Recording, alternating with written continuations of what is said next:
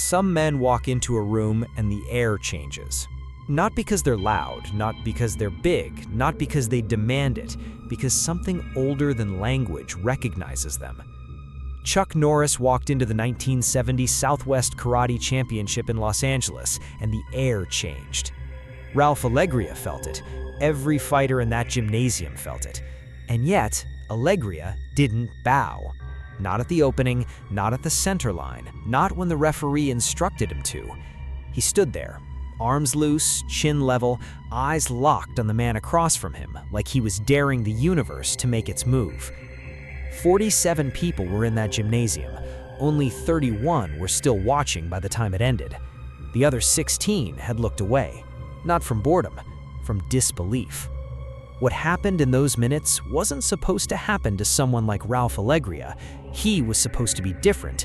He had the record, he had the reputation, he had the jaw and the fire and the iron will that had broken 10 men before Chuck Norris. He had everything, except an answer for what was coming. Part 1. The Man Who Didn't Bow. Let's go back, all the way back. Los Angeles, 1970. The tournament circuit is a different world. No cameras rolling for prime time, no corporate sponsors with logo banners, no highlight reels queued up for social media, just sweat and hardwood floors and the brutal arithmetic of who can do what to whom under pressure. The Southwest Karate Championship isn't the biggest event in the country, but it's the one that matters to the people who matter. If you win here, the circuit talks about you. If you lose here badly, the circuit remembers that too, forever. Chuck Norris at this point is something the sport hasn't quite seen before and hasn't yet named. He's won the Tang Soo Do World Championship. He's been training obsessively for years, cross-referencing styles, studying weakness in other systems, filling in the gaps in his own game with a kind of military-grade discipline that most people simply cannot maintain for as long as he has. He doesn't train to compete. He trains because stopping would be a form of dying. He has a 168-match winning streak in amateur karate. Read that number again. 168 consecutive wins in full-contact martial arts against trained fighters on real floors with real stakes. And Ralph Alegria knows every single one of those numbers. He's done his homework. He's watched Norris move through opponents like water finding the path of least resistance. He's studied the techniques, the timing, the rhythm. He knows the patterns. He's rehearsed counters in his head at 2 a.m. when the house is quiet and his body won't sleep because his mind is still wargaming. Alegria is no amateur. He's been training since he was 15. He's a decorated fighter from the San Fernando Valley scene, a man whose hands are registered as weapons, not as a legal formality, but as a physical reality. He has broken ribs with a single punch. He's dropped opponents with leg kicks that fight coaches still reference when they teach about angle and torque. He's big, he's fast, he's mean in the way champions need to be mean, not reckless, but committed. When Ralph Alegria decides to hurt you, he commits to it completely. He has beaten fighters that later became legends. He believes he can beat Chuck Norris. And that belief, that burning, unwavering, borderline reckless belief, is exactly why he doesn't bow. The ritual of the bow in traditional martial arts isn't ceremony for ceremony's sake. It carries meaning that goes back centuries. You bow to acknowledge your opponent's humanity. You bow to signal that whatever happens next happens within a code of respect, of honor, of shared discipline. The bow says, I see you as a practitioner. I recognize the years in your hands. When Ralph Alegria stands at the center line and does not bow, he isn't making a mistake. He's making a statement.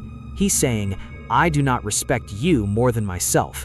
I do not acknowledge your legend. I refuse to give you the psychological advantage of seeing me submit to your reputation before the fight has even begun.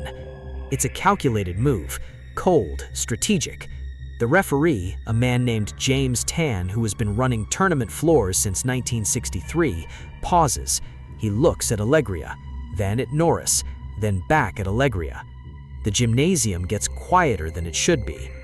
Chuck Norris does not react. He doesn't smile. He doesn't tighten.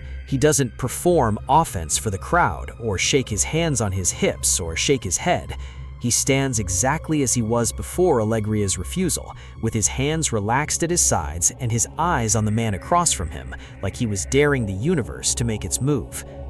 That non-reaction is more terrifying than any reaction would have been, because you cannot read it, you cannot game plan against stillness, you cannot find the psychological edge against a man who has apparently decided that your psychological moves do not require a response.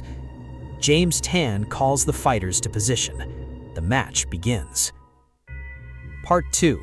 The escalation. Early exchanges. Alegria comes out aggressive. This is the plan. Disrupt the rhythm.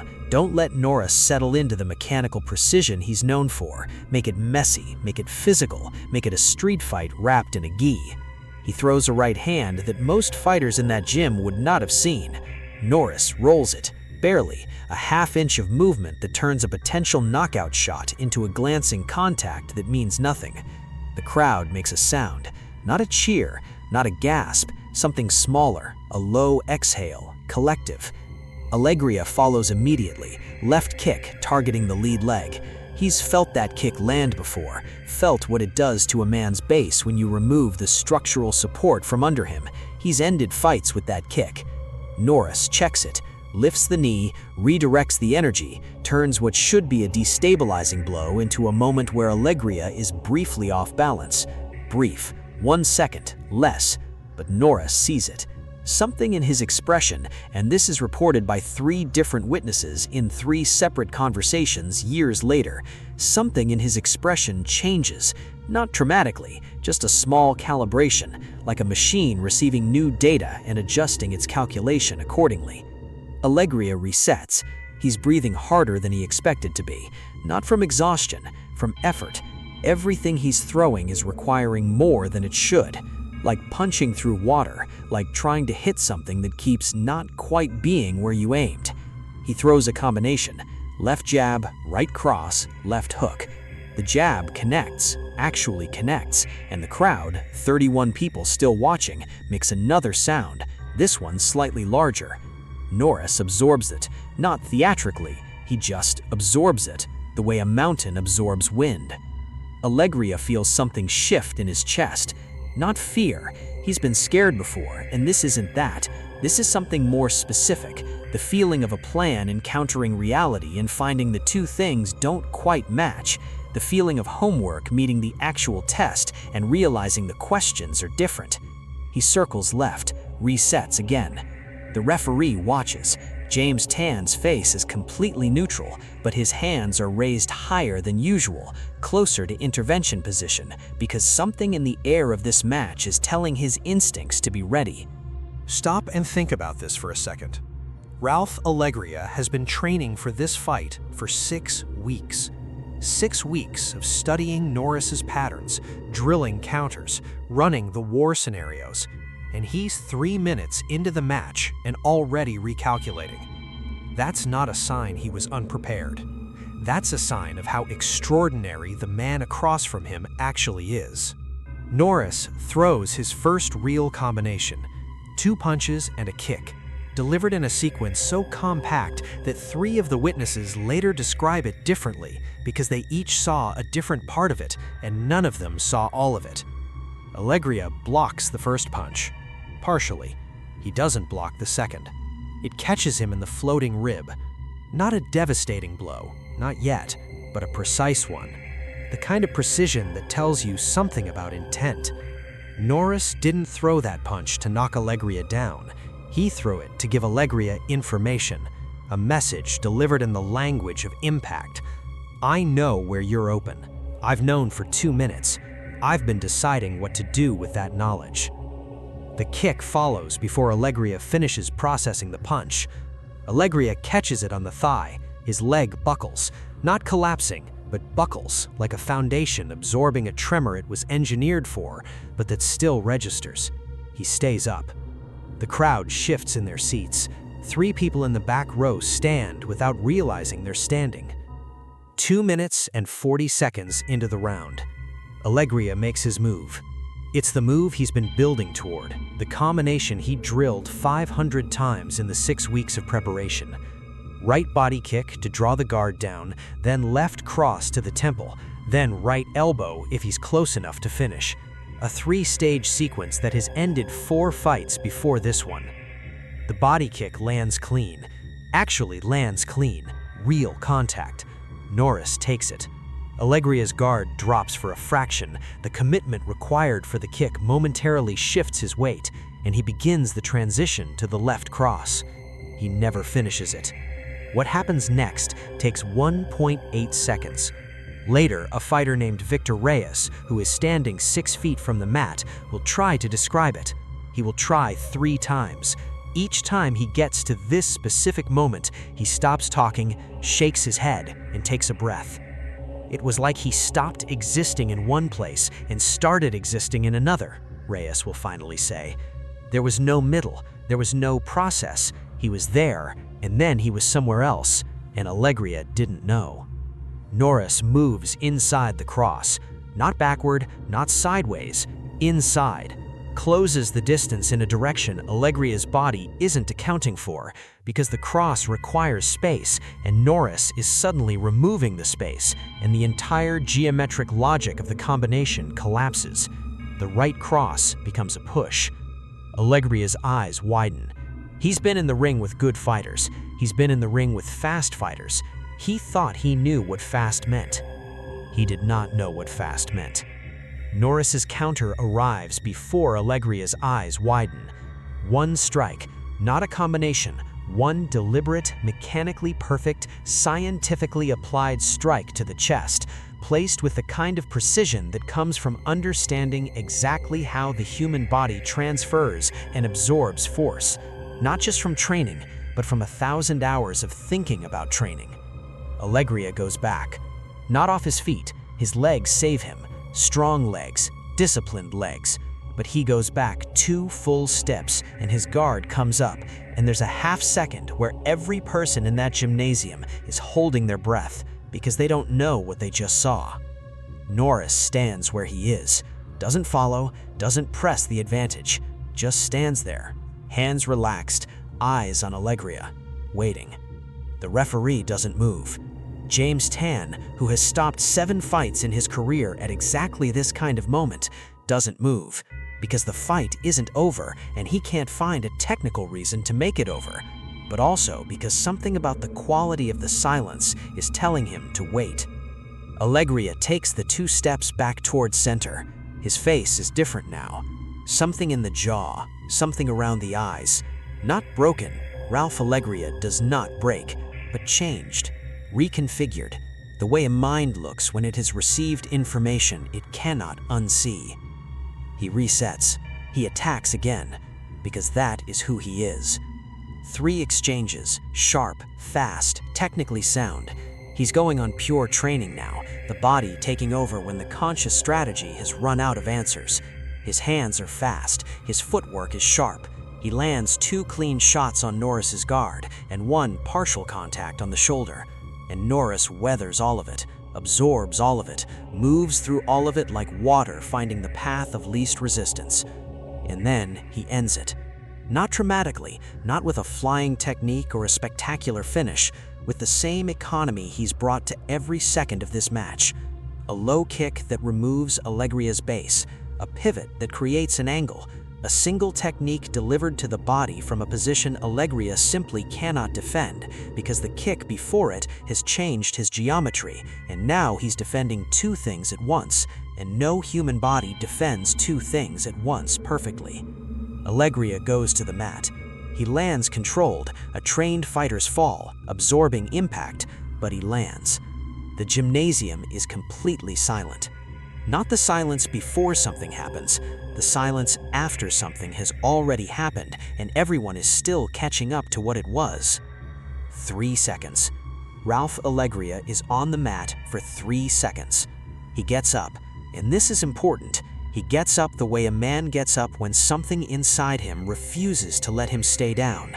Not quickly, not theatrically, but with a kind of grinding, quiet determination that earns its own kind of respect. He stands. He looks at Chuck Norris. Chuck Norris looks at him. And something happens in that moment that nobody in the gymnasium can fully explain, but all 31 witnesses will spend the rest of their lives trying to describe. Ralph Alegria bows. Not because the referee told him to, not because the rules require it, not because the fight is officially over. Technically, James Tan hasn't even called the result yet. He bows because he wants to. Deep, full, the kind of bow that carries weight, the kind of bow that says what words in that situation cannot say. The man who refused to bow before the match, who made that refusal into a declaration, who had a reason for every centimeter of that upright posture, that man bows voluntarily without being asked after it. Victor Reyes, standing 6 feet away, later says, "I've been in martial arts for 23 years. I've seen a lot of things. I have never seen anything like that. Not the fight, the bow. The bow was the most important thing in that room." Chuck Norris returns it immediately, without hesitation, the same depth, the same weight, the same quality of intention. Two men in a gymnasium, exchanging something that the ceremony of bowing exists to hold, an acknowledgement that goes past competition, past records, past who won and who didn't. One said, "I see you." The other said, "Now I see you too." James Tan calls the result. The crowd, what remains of it, the 31 who kept their eyes on the mat, responds with something that isn't quite applause. It's fuller than applause. It's the sound of people who have witnessed something they don't have words for yet, making whatever sound comes closest. The 8 people who had been near the back have returned to their seats. Nobody leaves for a long time, not because there are more fights on the card, there are, but because leaving feels like abandoning something, like walking out of a room where something sacred just occurred. Here's what nobody talks about. In the days after the match, the story that circulates on the tournament circuit is not about the techniques. It's not about the specific exchanges or the timing or the moment Alegria went to the mat. The story is about the bow. Fighter to fighter, gym to gym, the story travels with that detail intact. He refused before, he bowed after, without being asked. Because that detail means something to people who understand what it costs to change your mind in public, what it costs to stand in front of 47 people and revise the statement you made with your body at the opening of a fight. Ralph Alegria didn't lose anything in that bow. He proved something, that he was honest enough to let experience teach him what his preparation couldn't, that the code of martial arts isn't just about the techniques in your hands, it's about the truth in your bones, and the willingness to let that truth show, even when showing it is hard. That's not weakness, that's the rarest kind of strength. Part 5. The Legacy. Chuck Norris goes on to defend his championship. His streak extends. He becomes something the sport has to build new language for, not just a champion, but a benchmark, a standard. Fighters at the 1971 National Championships are evaluated with references to Norris that he isn't even present to hear. He begins training with Bruce Lee in 1968. The two men's collaboration becomes one of the most storied partnerships in martial arts history. Lee, who believes in taking the best from every system and discarding the rest, who has no patience for tradition that cannot justify itself against reality, looks at Norris and finds something worth his time. Lee's philosophy and Norris's discipline, two different kinds of fire finding a way to burn in the same direction. But in 1960, on a hardwood floor in Los Angeles, the story is simpler and harder than all the mythology that comes after. A man came in refusing to acknowledge what he was facing, and what he was facing showed him, without cruelty and without ego, exactly what it was. And the man was honest enough to respond to that demonstration with the only response that actually meant something. A bow. Voluntary, unhurried, complete. This is what the record books miss. They carry the win-loss columns and the championship titles and the dates of tournaments. They cannot carry what happens in the space between two human beings when one of them is Chuck Norris and the other is honest enough to recognize it. Size did not matter in that gymnasium. 24 pounds of weight advantage on Alegria's side. It did not matter. Aggression did not matter. Alegria threw everything he trained. It did not matter. Preparation did not matter. 6 weeks of wargaming and pattern analysis and counter-drilling did not matter. What mattered was the thing Norris had spent a decade building that cannot be photographed or quantified or written in a record book.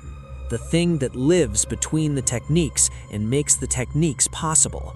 The deep, patient, obsessive understanding of how human beings move under pressure and the ability to be exactly where they're not at exactly the moment they need you to be somewhere else. That isn't talent. That isn't even skill.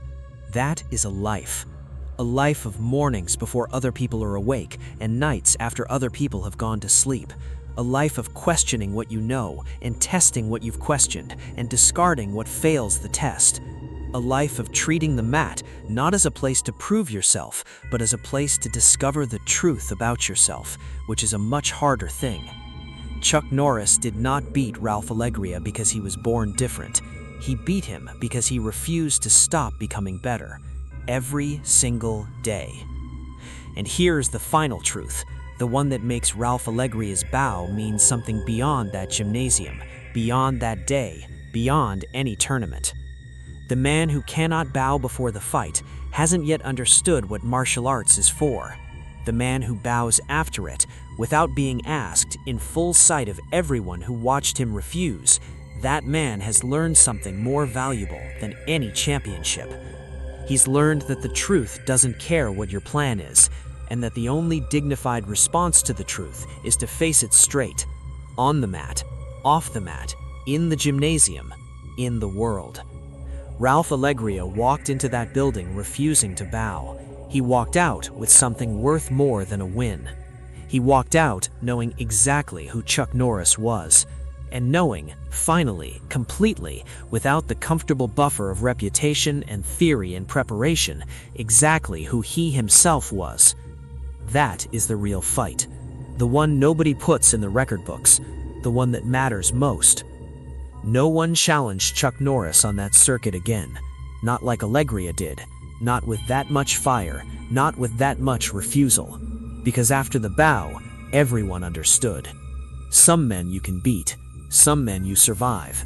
And some men, in some moments, you simply have the honor of facing.